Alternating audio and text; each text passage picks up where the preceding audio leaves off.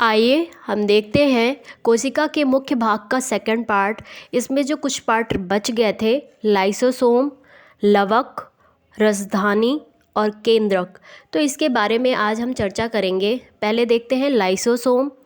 इसकी खोज डी डुबे नामक वैज्ञानिक ने की थी। किसने की थी? डी डुबे नामक वैज्ञानिक ने की थी।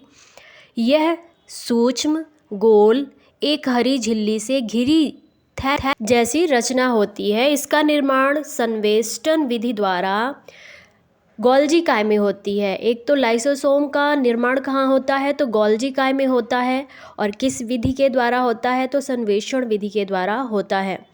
लाइसोसोम में सभी प्रकार की जल अपघटकीय एंजाइम जैसे हाइड्रोलेजेज, लाइपेसेज, प्रोटोएसेज व कार्बोहाइड्रेजेज मिलते हैं, जो अम्लीय परिस्थितियों में सर्वाधिक सक्रिय होते हैं। ये enzyme carbohydrate, protein, lipid, nucleic अम्ल आदि के पाचन में सक्षम हैं। ये एंजाइम्स जो होते हैं वो कार्बोहाइड्रेट, प्रोटीन, लिपिड, न्यूक्लिक अम्ल जैसे आदि के पाचन में सक्षम हैं।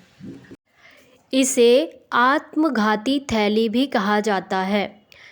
आत्मघाती थैली लाइसोसोम को कहा जाता है। आत्मघाती थैली लाइसोसोम को कहा जाता है। अब यहाँ पे नोट देख लेते हैं। स्तनधारियों में लाल रक्त कणिकाओं में लाइसोसोम नहीं पाया जाता। लाइसोसोम जो स्तनधारी होते हैं उनकी लाल रक्त कणिकाओं में नहीं पाया जाता। विशेष ध्यान रखिएगा, लाल रक्त कणिकाओं में लाइसोसोम नहीं पाया जाता। अब आगे चलते हैं लवक।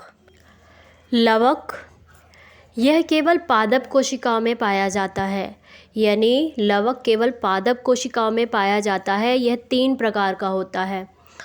यह लवक 3 प्रकार का होता है। एक होता है हरित लवक, अवर्णीय लवक और वर्णीय लवक। 3 प्रकार के लवक होते हैं। हरित लवक देखते हैं। यह हरे रंग का होता है क्योंकि इसके अंदर एक हरे रंग का पदार्थ पर्णहरित क्लोरोफिल होता है। ठीक है, ये हरे रंग का क्यों होता है? क्योंकि इसके अंदर एक हरे रंग का पदार्थ पर्णहरित यानी क्लोरोफिल होता है। इसी की सहायता से पौधा प्रकाश संश्लेषण करता है। किसकी सहायता से? पर्णहरित की सहायता, क्लोरोफिल की सहायता से पौधा प्रकाश संश्लेषण की क्रिया करता है और अपना भोजन स्वयं बनाता है। इसलिए हरित लवक को पादप कोशिका की रसोई घर कहा जाता है। पादप कोशिका की रसोई घर हरित लवक को कहा जाता है। पत्तियों का रंग पीला उनमें कैरोटीन के निर्माण होने के कारण होता है। कैरोटीन के निर्माण के कारण जो पत्तियां हरी होती हैं उनका कलर पीला हो जाता है कैरोटीन के कारण। अब हम आगे चलते हैं अवर्णीय लवक। अवर्णीय लवक यह रंगहीन लवक है। मतलब रंगहीन, इसमें कोई कलर नहीं होता है। यह पौधों के उन भागों की कोशिकाओं में पाया जाता है जो सूर्य के प्रकाश से वंचित हैं, जैसे कि जड़ों में, भूमिगत तनों आदि में। ये भोज्य पदार्थों का संग्रह करने वाला लवक है। ओके, अब आते हैं वर्णीय लवक में। क्रोमोप्लास्ट ये रंगीन लवक होते हैं। जो वर्णीय लवक होते हैं वो रंगीन लवक होते हैं, जो प्रायः लाल, पीले, नारंगी रंग के होते हैं। अधिकतर किस कलर के होते हैं? लाल, पीला और दोनों का मिक्स नारंगी रंग का होता है।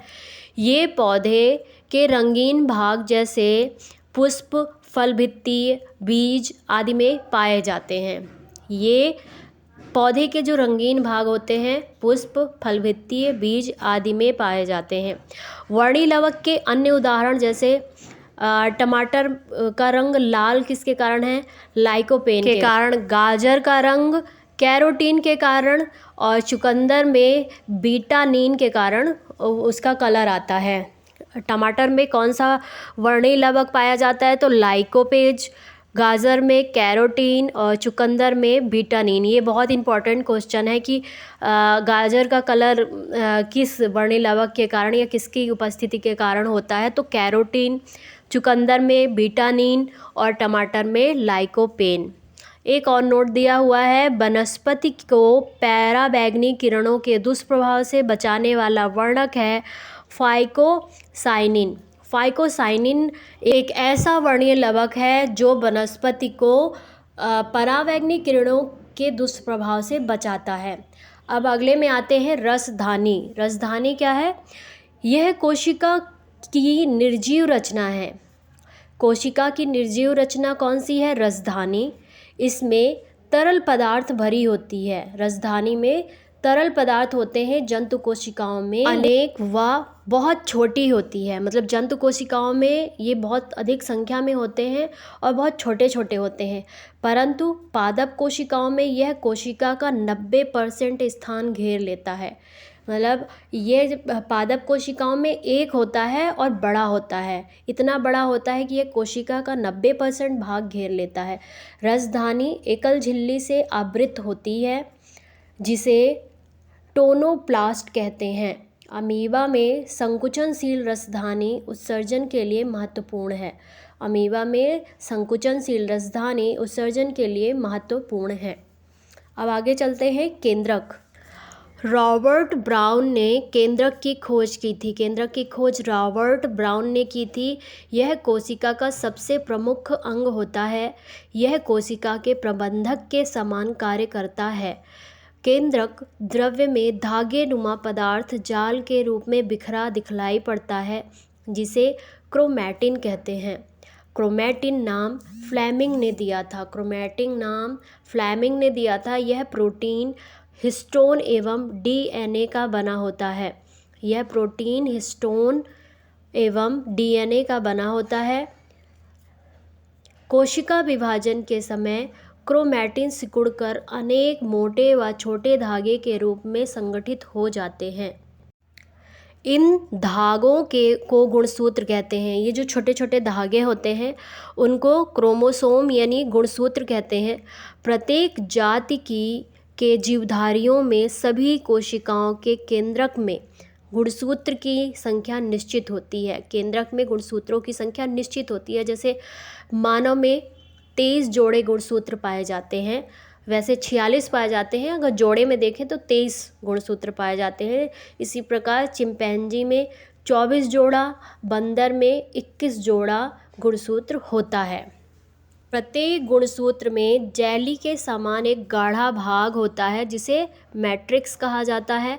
मैट्रिक्स में दो परस्पर लिपटे महीन एक कुंडलित सूत्र दिखलाई पड़ते हैं जिन्हें क्रोमोनिमाटा कहा जाता है। प्रत्येक क्रोमोनिमाटा एक अर्ध गुणसूत्र कहलाता है। इस प्रकार प्रत्येक गुणसूत्र 2 क्रोमैटिड का बना होता है। दोनों क्रोमैटिड एक निश्चित स्थान पर एक दूसरे से जुड़े रहते हैं जिसे सेंट्रोमियर कहा जाता है। इसको सेंट्रोमियर कहा जाता है। गुणसूत्रों पर बहुत से जीन स्थित होते हैं जो एक पीढ़ी से दूसरी पीढ़ी तक लक्षणों को हस्तांतरित करते हैं और हमारे आनुवांशिक गुणों के लिए उत्तरदायी होते हैं। चूँकि ये जीन गुणसूत्रों पर स्थित होते हैं एवं गुणसूत्रों के माध्यम से ही पीढ़ी दर पीढ़ी हस्तांतरित होते हैं, इसलिए गुणसूत्रों को वंशागति का वाहक कहा जाता है। वंशागति का वाहक गुणसूत्र को कहा जाता है। और आनुवांशिक गुणों का पीढ़ी दर पीढ़ी स्थानांतरण के लिए कौन जिम्मेदार होता है? जीन जिम्मेदार होता है। क्रोमैटिन के अलावा केंद्रक में एक सघन गोल रचनाएं दिखलाई पड़ती है, इसे केंद्रिका कहते हैं। इसमें राइबोसोम के लिए आरएनए का संश्लेषण होता है, इसे केंद्रिका कहते हैं। और इसमें राइबोसोम के लिए आरएनए का संश्लेषण होता है। तो ये था आज हमने कोशिका के मुख्य भाग का सेकंड पार्ट में सारी चीज़ें कवर कर ली हैं। अब नेक्स्ट वीडियो में डीएनए एवं आरएनए की संरचना देखेंगे। तो मिलते हैं आपको अगले वीडियो में। वीडियो अच्छा लगता है तो लाइक कीजिए, शेयर कीजिए और सब्सक्राइब कीजिए। धन्यवाद।